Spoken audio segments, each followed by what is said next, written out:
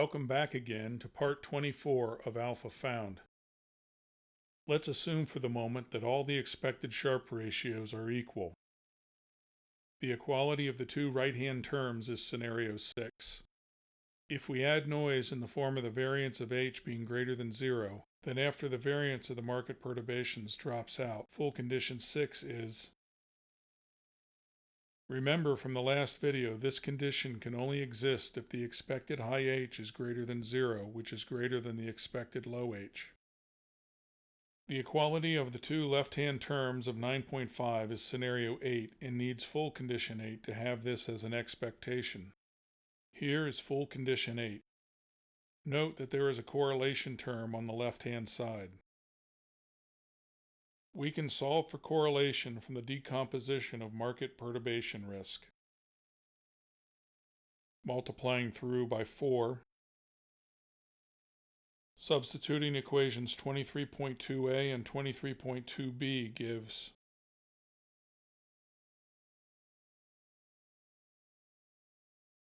market perturbation variance cancels from both sides, leaving an identity. With simple algebra, correlation is, which with more algebra can be simplified to.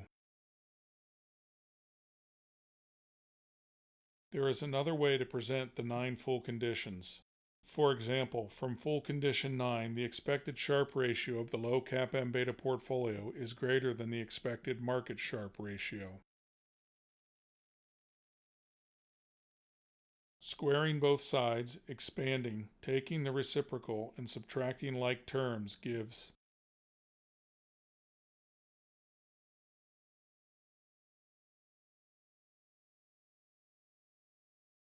moving the low ideal beta squared to the other side, making a substitution, and canceling the market perturbation variance from both sides gives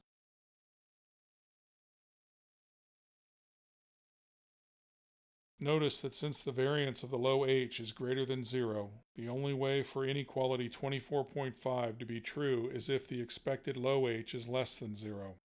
If 24.5 were concerned with the high beta portfolio, then the inequality could not hold true as an expectation, but it might be true as a realization. Expanding the left-hand side of 24.5 and subtracting the low ideal beta squared from both sides gives, which becomes. As a reminder, we are working toward understanding the conditions under which the expected Sharpe ratios have this order. Inequality 23.8 is, with algebra, the same as 24.5. That is, 23.8 is algebraically equivalent to 24.5. It is not obvious that this is true, but you can verify it for yourself with some work. The first step is to substitute correlation from 24.4 into 23.8.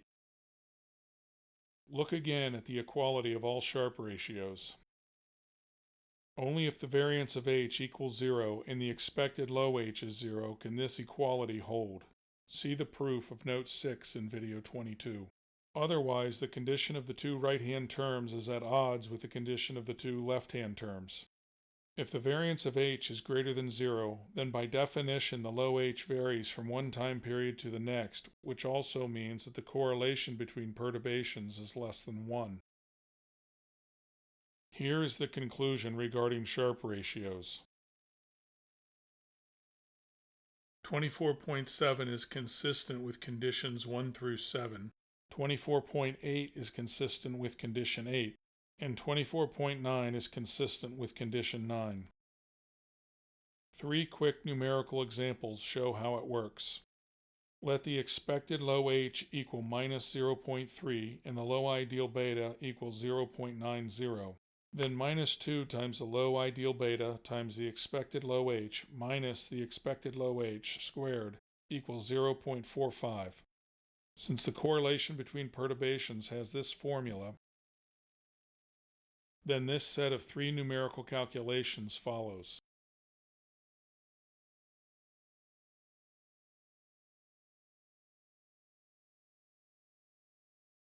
If the variance of the low h is less than 0.45, then the standard deviation of the low h is less than 0.67. Subjectively, this seems to be an easy standard to meet for a diversified portfolio. If we drop the magnitude of the expected low h from minus 0.3 to minus 0.1, then the needed standard deviation of the low h drops from 0.671 to 0.412. Subjectively, this is also an easy standard to meet for a diversified portfolio, even with a small expected low h. In other words, the market's attempt to have equal Sharpe ratios between the high and low CAPM beta portfolios takes only a small realized average high h greater than 0 to end up with full condition 9 instead. Condition 9 is a practical expectation. It takes very little to go from condition 6 to condition 9. Therefore, under realistic, ordinary, and reasonable circumstances and without altering arithmetic mean returns, the expected Sharpe ratio of the low CAPM beta portfolio is greater than the expected Sharpe ratio of the market, which is greater than the expected Sharpe ratio of the high CAPM beta portfolio. This concludes the discussion of the broad pattern of Sharpe ratios. Now we have to return to alpha.